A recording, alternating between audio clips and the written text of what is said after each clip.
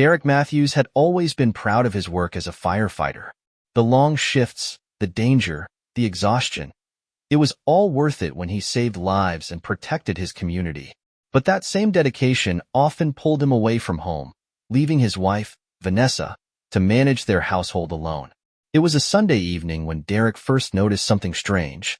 He had just finished a grueling 48-hour shift and was unwinding in the living room when he decided to retrieve his grandfather's gold watch from the display case.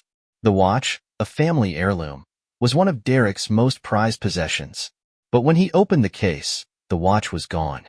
"Vanessa," he called, his voice carrying an edge of concern. Vanessa appeared in the doorway, her expression neutral. "What's up?" "My watch is missing," Derek said, holding the empty case. Vanessa frowned. "Oh, maybe you misplaced it?" Derek shook his head.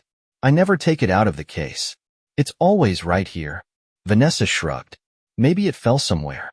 We can look for it later." Something about her tone didn't sit right with Derek, but he let it go, chalking it up to his exhaustion. Over the next few weeks, Derek noticed more items disappearing. His high-end headphones, a set of cufflinks Vanessa had given him for their anniversary, and even a rare coin collection he kept in a locked drawer. At first, he thought they might have been misplaced, but the pattern was too consistent to ignore. One evening, Derek brought it up again. "Vanessa, have you noticed anything missing from the house?" he asked casually as they ate dinner. Vanessa's fork paused mid-air. "Missing? Like what?" "Stuff like my headphones, my coin collection. It's weird, right?" Vanessa looked uneasy but forced a smile. "Maybe you've been forgetting where you put things. You've been working so much lately." Derek nodded, though doubt gnawed at him. The real breakthrough came on a rare day off. Derek had gone to the grocery store and returned earlier than expected. As he pulled into the driveway, he noticed an unfamiliar car parked near the curb. His pulse quickened as he approached the house. The front door was slightly ajar, and he heard muffled voices coming from inside. Quietly, Derek stepped through the door and into the hallway. From the living room, he could see Vanessa talking to a man he didn't recognize. The man was tall and muscular, with a cocky smile that made Derek's blood boil. The stranger held a small box in his hands, Derek's cufflinks. The thief revealed. Derek stood frozen in the hallway, his mind racing as he watched Vanessa and the stranger. His first instinct was to barge in and demand answers, but something stopped him. Instead, he moved closer, staying out of sight to listen. "You shouldn't have taken these," Vanessa whispered, her tone anxious. The man smirked, twirling the cufflinks between his fingers. "Relax, babe. He's never here. He probably doesn't even know they're gone." Vanessa sighed. "That's not the point, Damien. He will notice. You can't keep doing this." Derek's stomach churned. Damien. The name sent a jolt of rage through him. He clenched his fists, his heart pounding in his chest. Unable to stay silent any longer, Derek stepped into the living room. "What the hell is going on here?" he demanded, his voice sharp and unwavering. Vanessa and Damien both whipped around, their expressions a mix of shock and guilt. "Derek, I thought you were at work," Vanessa stammered, her face pale. "I bet you did," Derek said coldly, his eyes locking on Damien. "Who's this?" Damien, clearly caught off guard, tried to play it cool. "Just a friend," he said, slipping the cufflinks into his pocket. "A friend?" Derek repeated, his voice dripping with sarcasm. He stepped closer, his towering frame casting a shadow over Damien. "Because I don't remember inviting any friends to steal from my house." "Look, man, it's not what it looks like," Damien said, holding up his hands defensively. "Oh, it's exactly what it looks like," Derek growled. He turned to Vanessa, his eyes blazing with betrayal. "How long has this been going on, Vanessa? Who is this guy, and why the hell is he holding my cufflinks?" Vanessa looked away, tears welling in her eyes. "Derek, please. Let me explain." "I'm waiting," Derek said, his voice cold. Vanessa took a shaky breath. "His name is Damien. We met a few months ago. I didn't mean for it to happen. It was just, I was lonely, Derek. You're always working, and I felt so alone." Derek stared at her, his chest tightening. "So your solution was to bring this guy into my house? To steal from me?" I didn't know he was taking things. Vanessa cried. I swear, I had no idea until today. Is that supposed to make it better? Derek snapped. You cheated on me and let this loser waltz into my home and steal from me. Damien took a step back. Hey man, I think I'll just go. Derek grabbed him by the collar, his voice low and menacing. You're not going anywhere until you return every single thing you've taken from this house. All right, Damien said, raising his hands. I'll get your stuff back. Just let me go. Derek released him with a shove. If I find out you took one more thing, you'll wish I hadn't. Damien fled, leaving Vanessa and Derek alone in the tense silence of the living room. Vanessa collapsed onto the couch, her face buried in her hands. Derek, I'm so sorry. I know I messed up, but I never wanted to hurt you. Derek stood over her, his expression hard. Hurt me? You didn't just hurt me, Vanessa. You destroyed everything we built together. I'll fix it, Vanessa said, her voice trembling. I'll do whatever it takes to make it right. Derek shook his head, his heart heavy. I don't think you can. He turned and walked out of the room, leaving Vanessa sobbing on the couch. Derek paced back and forth in the dimly lit kitchen, his thoughts swirling like a wildfire. He'd spent years running into burning buildings, saving strangers from the brink of disaster, only to find his own home turned into a smoldering ruin of betrayal and lies. The anger he felt was unlike anything he'd experienced. It wasn't just the affair. It was the theft, the audacity of Damien walking into his house like he owned it, and Vanessa's excuses. He gripped the edge of the counter so tightly that his knuckles turned white. I felt alone, Vanessa had said. The words echoed in his mind, fueling the flames of his rage. The next morning, Derek drove to the fire station, needing the familiar rhythm of his job to steady him. His crew greeted him warmly, but they quickly noticed something was off. Everything okay, Cap? Asked Mason, one of his closest colleagues. Derek forced a nod. Yeah, just didn't sleep well. But the station, usually his sanctuary, couldn't distract him. Every siren wail, every ladder climb, felt heavier than it should have. During lunch, Derek sat alone in the break room, staring blankly at his untouched sandwich. Mason joined him, setting down his coffee. You sure you're good? You've been out of it all day. Derek hesitated before answering. What would you do if someone betrayed you? Someone you trusted completely? Mason raised an eyebrow. You mean like a friend? Derek shook his head. Like your wife. Mason's eyes widened, but he kept his tone steady. I'd be furious. But I'd try to think things through before doing anything I couldn't take back. Derek's jaw clenched. Easier said than done. The first step toward revenge. That night, Derek returned home to find Vanessa sitting at the kitchen table, her eyes puffy and red from crying. I've been thinking, Derek began, his voice cold. You need to leave. Vanessa's head shot up.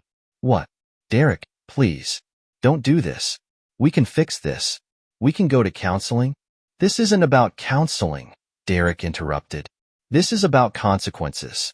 You let a thief into our home. You betrayed me, Vanessa. I can't even look at you right now. Where am I supposed to go? Vanessa asked, her voice trembling. Derek crossed his arms. I don't care. You have 2 months to figure out what you want from your life. But you're not staying here. Vanessa sobbed, but Derek didn't waver. He walked out of the kitchen and locked himself in the bedroom, leaving her to pack her things. With Vanessa out of the house, Derek turned his attention to Damien. He wasn't content with just chasing the man out of his home. He wanted to make sure Damien paid for what he had done. Using the information he'd gathered from Vanessa's phone, Derek tracked Damien to a rundown apartment complex on the edge of town. He parked his truck across the street and waited, his anger simmering as he watched the building. Hours later, Damien emerged, carrying a duffel bag. Derek followed him to a nearby pawn shop, watching as Damien went inside. Derek entered the shop minutes later, his heart pounding. The clerk, a wiry man with thick glasses, looked up from behind the counter. Can I help you? He asked. Derek gestured to the duffel bag Damien had left on the counter. What did he bring in? The clerk hesitated. I can't share that. Store policy. Derek leaned in, his voice low and threatening. I'm not asking. My wife's lover stole from me, and if you don't tell me what he sold, I'll make this your problem too. The clerk paled, quickly pulling out a logbook. Okay. He brought in a gold watch, some cufflinks, and a few other things. Said they were his. Derek felt a surge of satisfaction. I want it back. All of it. The clerk nodded nervously. If you're willing to pay, it's yours. Derek left the shop with his stolen belongings and a growing sense of determination. He wasn't just going to let Damien get away with his actions. The man had crossed a line, and Derek intended to make sure he regretted it. As Derek drove home, he began to plan his next move. His anger, though still burning, felt more focused now. Damien had taken things from him. His possessions, his trust, his sense of peace. And Derek was determined to take something in return. Derek Matthews wasn't the type to act without thinking. His years as a firefighter had taught him the value of planning, precision, and restraint. But this wasn't a rescue mission. It was personal. The betrayal he felt, combined with Damien's brazen theft, pushed him to take matters into his own hands. Reclaiming his possessions was only the beginning. Derek wanted Damien to feel the consequences of his actions. Using the pawn shop receipt as leverage, Derek delved deeper into Damien's life. With the help of a friend from the police department, he learned that Damien had a long list of petty crimes on his record, mostly theft and fraud, but had managed to avoid significant jail time. He's a small-time crook, his friend, Officer Ray Perez, told him. Always just slippery enough to stay out of real trouble. Not this time, Derek muttered. Derek began by targeting Damien's livelihood. He discovered that Damien worked part-time at a mechanic shop on the outskirts of town. Posing as a customer, Derek dropped off his truck for a tune-up. While Damien worked on the vehicle, Derek slipped into the office and left an anonymous note for the shop owner. One of your employees has been stealing from customers. Check the security footage. Later that evening, Derek parked across the street and watched as the shop owner confronted Damien. The argument escalated quickly, and Damien was fired on the spot. Not satisfied with costing Damien his job, Derek decided to escalate. He created flyers with Damien's photo and a list of his alleged crimes, including the theft of Derek's possessions. The flyers read, "Beware, Damien Holt is a thief and a liar. Do not trust him." Derek distributed the flyers around Damien's apartment complex and local businesses. It wasn't long before Damien started receiving hostile looks from neighbors and store clerks alike. The humiliation was palpable, and Derek felt a grim sense of satisfaction knowing that Damien was finally paying the price for his actions. Meanwhile, Vanessa, now staying with a friend, was spiraling. She called Derek frequently, begging to come home and promising to make amends. "Derek, I made a mistake," she pleaded during one of their calls. "I've cut Damien out of my life. Please, just let me come back so we can fix this." Derek's response was cold. "You had your chance, Vanessa. I trusted you, and you let a thief into our home. You don't just get to walk back in like nothing happened." "But I love you," Vanessa whispered. "If you loved me, you wouldn't have done this," Derek said before hanging up. Damien, now jobless and shunned by his neighbors, decided to confront Derek. One evening, as Derek left the fire station, he found Damien leaning against his truck. "We need to talk," Damien said, his tone defensive. "There's nothing to talk about," Derek replied, his voice cold. "You've ruined my life," Damien snapped. "You had no right." "No right?" Derek interrupted, his anger boiling over.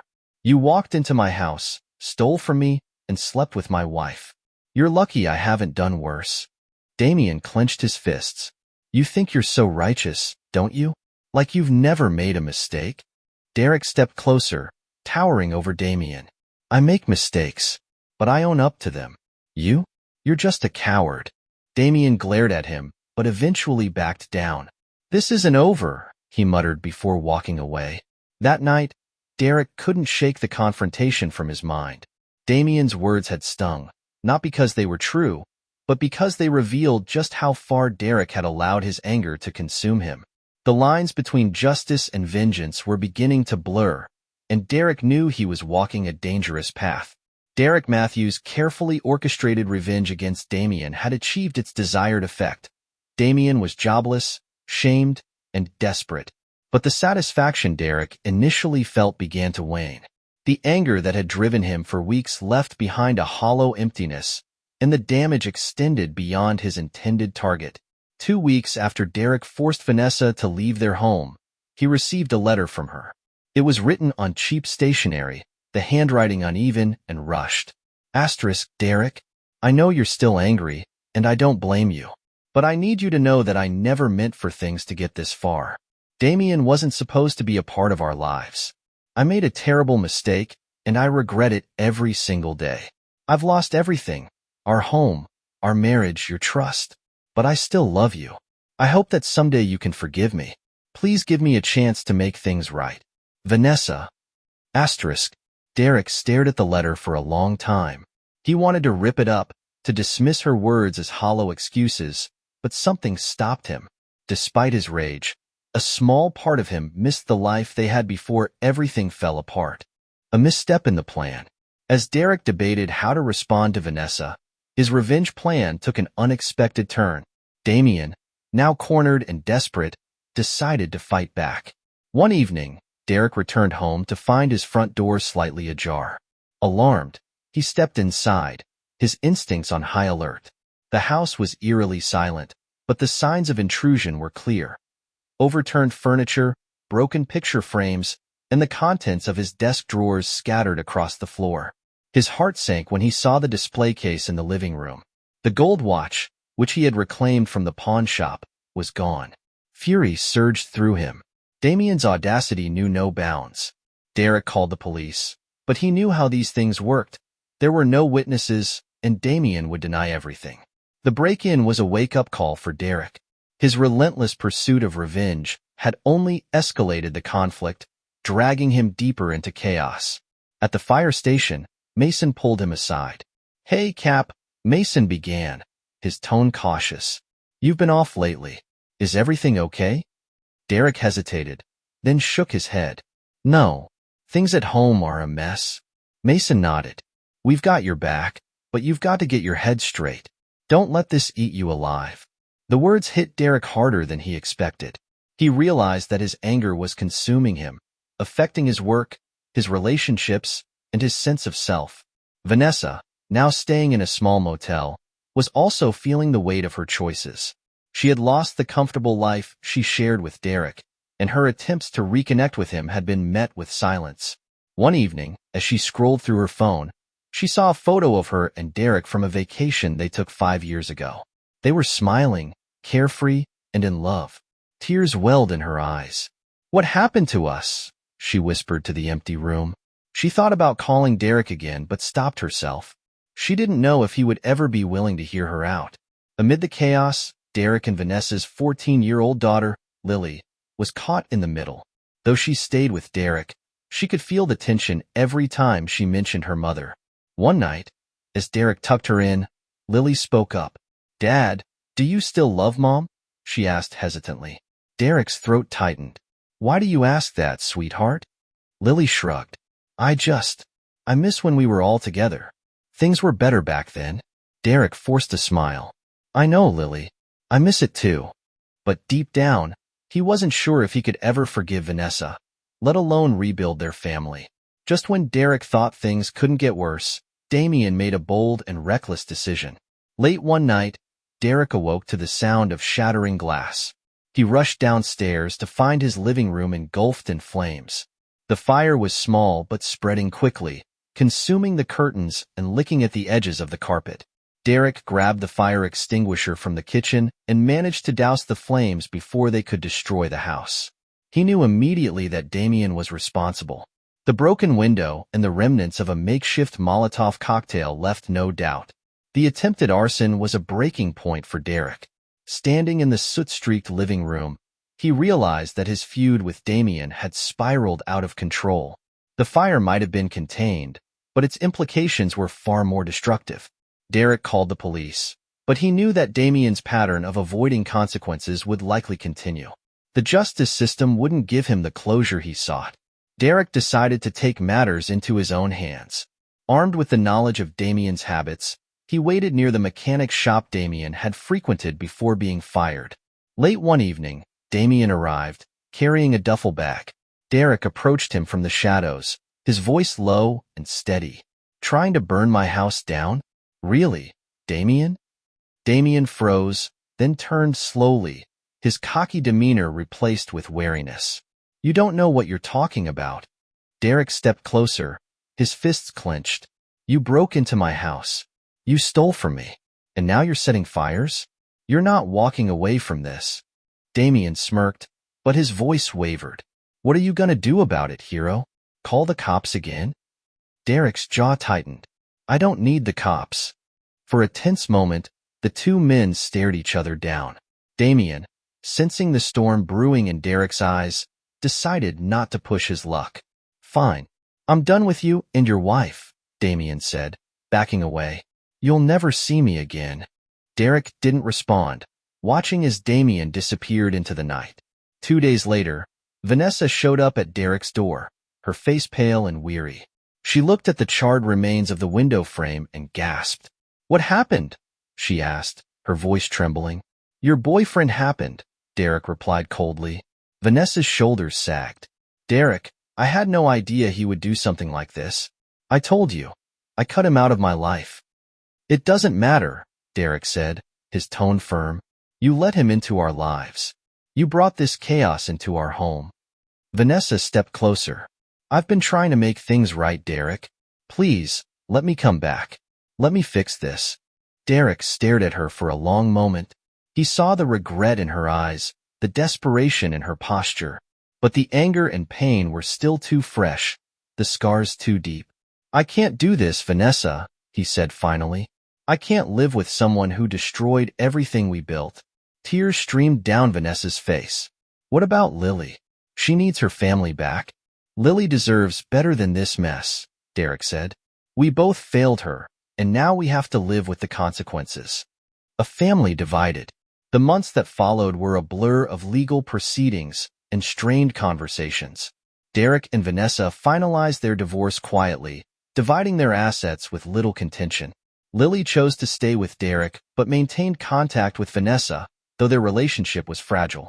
The once close bond between mother and daughter had been fractured, and Vanessa struggled to repair it. Derek, now living in a smaller house, tried to focus on rebuilding his life. But the weight of the betrayal lingered, making it difficult to move forward. Vanessa's life spiraled downward after the divorce. Unable to afford the lifestyle she once had, she moved into a cramped apartment and took on a series of low-paying jobs. Her once promising photography career faded, replaced by the harsh reality of survival. She reached out to friends, but many had distanced themselves after the scandal. Alone and filled with regret, Vanessa spent her nights scrolling through old photos, clinging to memories of a life she had thrown away. For Derek, the anger eventually faded, replaced by a hollow emptiness. Though he loved Lily deeply, he couldn't shake the feeling that he had failed her by letting their family fall apart. Mason, his friend from the fire station, encouraged him to seek therapy, but Derek resisted. I don't need someone telling me how to feel, he said. Maybe not, Mason replied, but you need someone to listen. You've been carrying this for too long, man. The last encounter. Years later, Derek and Vanessa crossed paths at Lily's college graduation. They exchanged polite nods, their interactions brief and awkward. Thank you for coming, Lily said, hugging them both. Of course, Vanessa said, her voice soft. As they posed for a family photo, the distance between Derek and Vanessa was palpable. The smiles they offered for the camera were forced, shadows of the joy they had once shared. Derek and Vanessa's lives, once intertwined, became separate paths marked by regret and loss. Derek continued his work as a firefighter, finding purpose in helping others, but never fully mending his own wounds. Vanessa lived a quiet, solitary life, her days filled with small routines and unspoken regrets.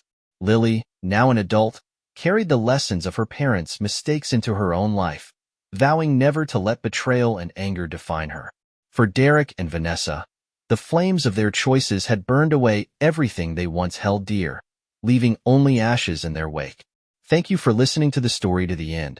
Please like, share your thoughts, and subscribe to the channel.